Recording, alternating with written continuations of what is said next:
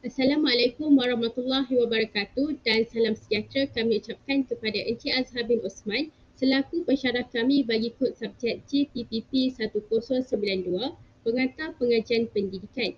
Pada kali ini, kami akan menyelesaikan pentaksiran berterusan tugasan 3 yang memerlukan kami melaksanakan persembahan secara digital. Dalam tugasan yang kami laksanakan ini, kami terdiri daripada 3 orang ahli, iaitu yang pertama Nur Alia binti Muhammad Rafi dan yang kedua Nur Atikah Nazirah binti Aziz dan yang ketiga saya sendiri iaitu Nur Farhah Nasha binti Muhammad dengan angka giliran 202224231019.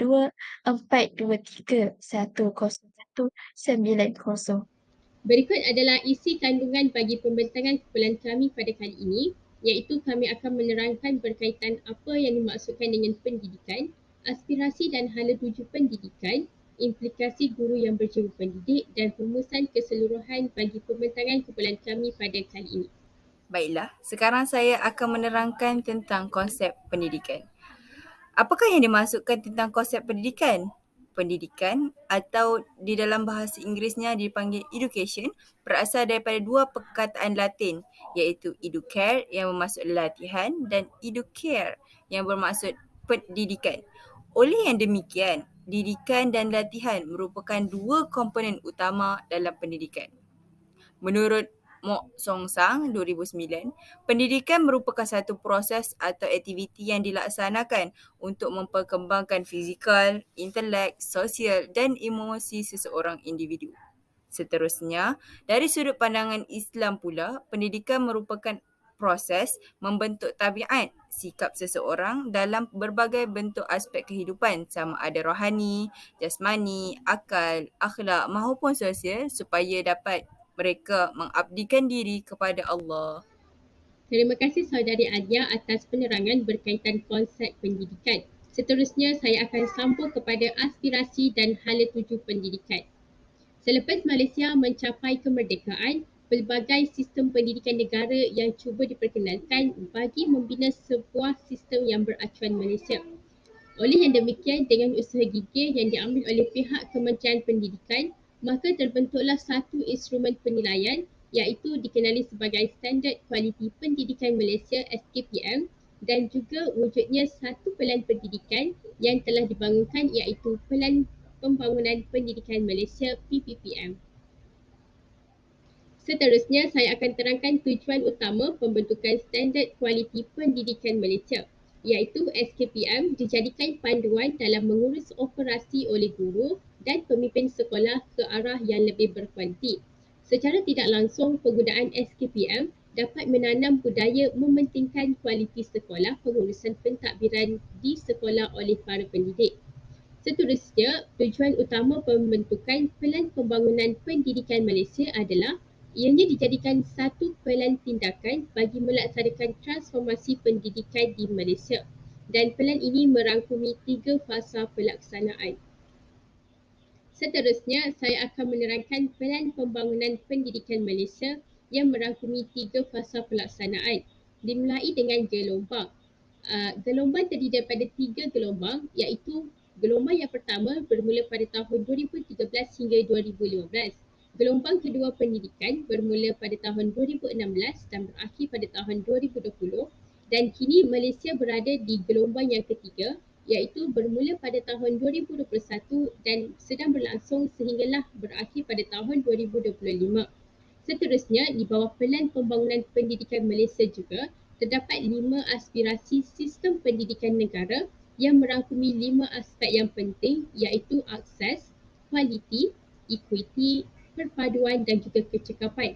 Manakala fasa ketiga dalam Pelan Pembangunan Pendidikan Malaysia melibatkan 6 aspirasi murid yang terdiri daripada pengetahuan, kemahiran murid dalam berfikir, kemahiran memimpin, kemahiran dui bahasa, etika dan kerohanian dan akhir sekali ialah identiti nasional. Seterusnya, saya akan menerangkan mengenai manfaat ataupun implikasi melalui penggubalan Standard Kualiti Pendidikan Malaysia SKPM terhadap kemajuan pendidikan negara. Umum mengetahui bahawa SKPM telah digunakan oleh pihak sekolah bagi mengenal pasti kekuatan, kelemahan dan isu yang dihadapi melalui penerapan ke diri sekolah. Sifat SKPM yang mudah dipahami, mudah digunakan dan user-friendly menggalakkan pemberian maklum balas daripada pengguna. Dengan merujuk kepada standard 1 iaitu kepimpinan, pemimpin sekolah dapat menerajui pelaksanaan kurikulum dan mewujudkan persekitaran pembelajaran yang menggalakkan pemupukan budaya belajar dalam pelajar. Seterusnya, guru juga dapat memastikan semua murid terlibat dengan aktif dalam aktiviti pembelajaran seperti perbincangan, memberi respon kepada soalan guru dan berani sekiranya perlu membuat pembentangan. Keadaan ini selari dengan standard yang kelima yang terdapat dalam SKPM iaitu memfokuskan kepada kemenjadian murid. Seterusnya beralih pula kepada implikasi Pelan Pembangunan Pendidikan Malaysia PPPM 2013 hingga 2025 terhadap sistem pendidikan negara, yang mana saya akan bahagikan kepada 3 bahagian iaitu manfaatnya kepada guru ataupun pendidik, kepada murid dan yang ketiga ialah kepada pemimpin sekolah. Dalam aspek guru, pengurusan pengajaran dan pembelajaran yang mana guru berkeupayaan merancang dan melaksanakan proses pengajaran dan pembelajaran serta memastikan pencapaian matlamat dan objektif yang ditetapkan. Yang kedua, melalui penubuhan PPPM juga, guru dapat meningkatkan kemahiran teknologi. Umum mengetahui bahawa anjakan transformasi ketujuh dalam PPPM adalah memanfaatkan teknologi maklumat dan komunikasi bagi meningkatkan kualiti pembelajaran di sekolah supaya ianya dapat disambut dengan minda yang positif oleh para guru. Dan yang ketiga ialah dapat menjadi suri teladan. Hasrat Pelan Pembangunan Pendidikan Malaysia ialah mengutamakan penghayatan nilai dan perpaduan dalam kalangan murid yang mana diterjemahkan dalam anjakan transformasi yang ketiga, iaitu ingin melahirkan rakyat yang berakhlak mulia dan mampu untuk menyemarakkan sifat perpaduan di dalam diri mereka. Seterusnya, pada bahagian aspek murid, melalui penubuhan PPPM juga dapat memperoleh pembelajaran yang mencukupi, iaitu murid mendapat pendidikan dan pembelajaran yang kaya, iaitu dari segi akademik dan juga di luar daripada akademik yang melibatkan co-curriculum. Dari segi ini, supaya mereka mampu untuk berjaya dalam pelajarannya.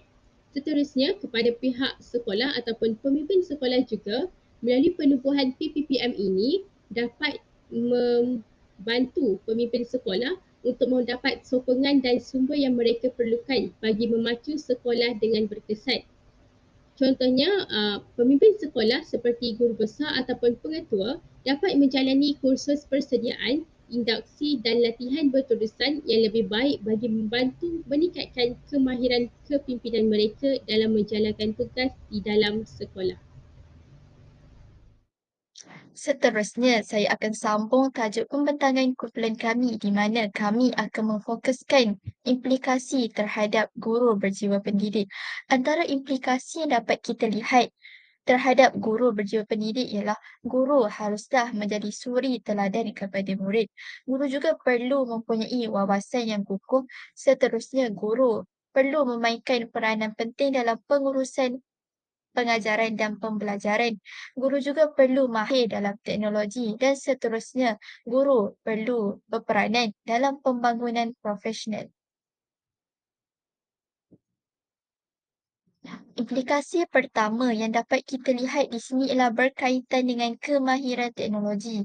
Antara usaha yang dilakukan oleh guru ialah guru perlu mempunyai kemahiran dalam menggunakan teknologi semasa sesi pengajaran dan pembelajaran berlangsung.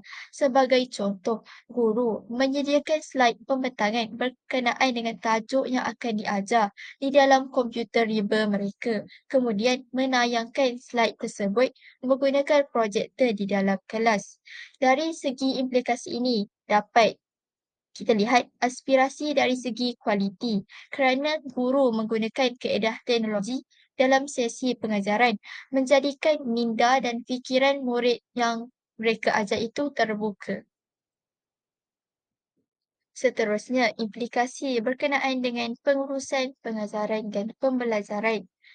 Antara usaha yang dilakukan oleh guru ialah guru haruslah merancang terlebih dahulu aktiviti pengajaran dan pembelajaran yang bersesuaian mengikut keadaan semasa. Sebagai contoh, guru menggunakan aplikasi Google Meet ataupun Zoom untuk menjalankan aktiviti pengajaran semasa Perintah Kawalan Pergerakan diumumkan. Aspirasi yang dapat kita lihat di sini ialah aspirasi akses kepada semua kanak-kanak di Malaysia supaya mereka dapat menuntut ilmu secara maya walaupun berada dalam keadaan musim pandemik.